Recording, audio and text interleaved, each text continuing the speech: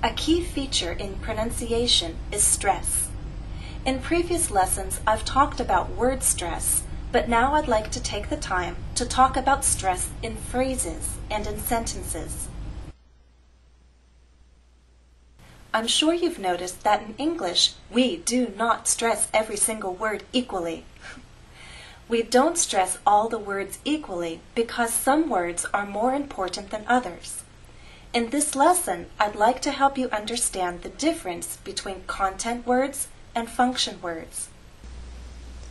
You may be asking at this point, why do I need to know about content words and function words? Well, because then you'll know which words to stress when you speak and read aloud in English. Knowing which words to stress does not simply make your speech sound more natural. Knowing which words to stress can be the difference between being understood correctly and not being understood, being misunderstood, because stressing different words can create different meanings. The objectives of our lesson are to be able to identify content words and function words so that you will speak at the sentence level with correct and natural stress, be able to use stress for emphasis, and understand changes in meaning when stress is used for emphasis by other speakers. So let's move on now, and I'll explain the difference between content words and function words. Let's talk about the basic difference between content words and function words. Content words carry meaning. Function words help create grammatical structures. Content words are nouns, such as Jennifer, bee, beauty.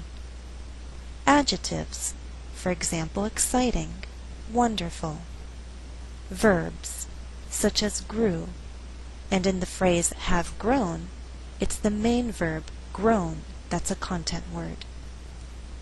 Adverbs, for example, slowly, widely. Numbers are also content words, such as two, hundreds, first. Question words, for example, what, how, why. Long prepositions meaning more than one syllable, for example, against, over. Demonstratives, meaning this, that, these, those. Interjections, such as ow, ouch. Now let's look at function words. Most pronouns are function words. For example, the personal pronouns, such as I, you. Object pronouns, such as me, them. Forms of to be as the main verb. Modal verbs, such as can and should. Auxiliary verbs or helping verbs. For example, in the phrase had been wasted, had been are the auxiliary verbs, and they are function words. Many little words are function words in English, such as short prepositions, one-syllable prepositions, on, of, to, for example. Possessive adjectives, your, his, their, our, etc. Articles, such as the, a, an. And conjunctions, such as and, but, so. When we speak in phrases and at the sentence level, we usually stress content words and not function words. A stressed word is said more loudly, longer, and at a higher pitch, meaning our voice goes up. When a content word has more than one syllable, the stressed syllable will be said more loudly, longer, and at a higher pitch.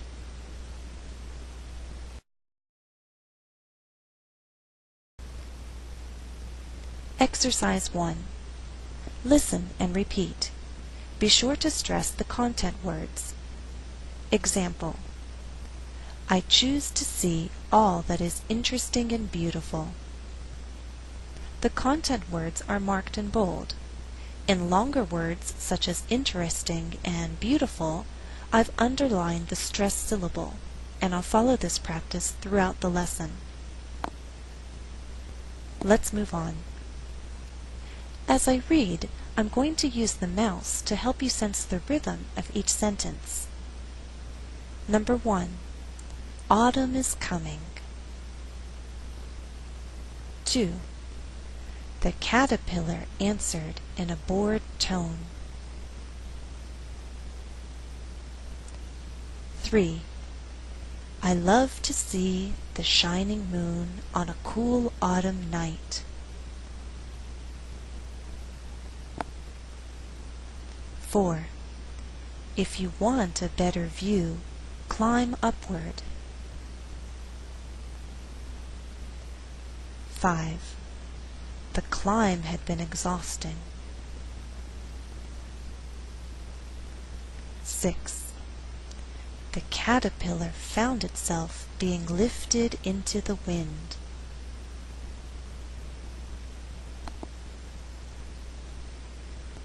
Stress within thought groups. When words are grouped into meaningful phrases, there is usually one word that receives the most stress. That word is generally the final content word. Example: I see the same world as you, but I am able to see past all that is saddening and horrifying. In this example, content words are still marked in bold, but the final content word in each thought group is highlighted in purple. That content word in purple is the one that receives the most stress in that phrase. Again, I see the same world as you, but I am able to see past all that is saddening and horrifying. Stress in fast speech. Native English speakers may break the rules of stress in faster speech. This happens most often when there is a phrase with a cluster of content words. Instead of stressing each content word in that cluster, the speaker may choose to alternate the stress so that there is a more natural flow and rhythm. Examples: The bee grew annoyed. In this sentence, we have three content words: bee, grew, annoyed. But I choose not to stress grew so that I have alternating stress. The resulting rhythm is the bee grew annoyed, dun da dun, 1 and 2. Next example. Autumn brings changes of astonishing beauty. Again, we have more content words than words being stressed. The verb brings is not stressed because I want to create a good rhythm in the sentence. I alternate the stress, and what results is a rhythm like this: dun da dun, dun da dun, 1 and 2 and 3 and 4. Autumn brings changes of astonishing beauty.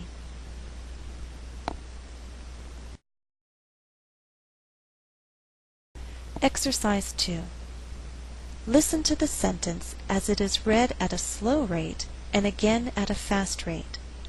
Identify which content words are stressed in each reading.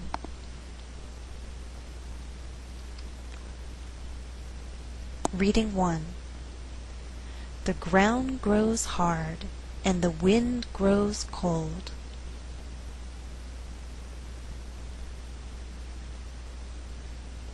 In this slower reading, all content words are stressed.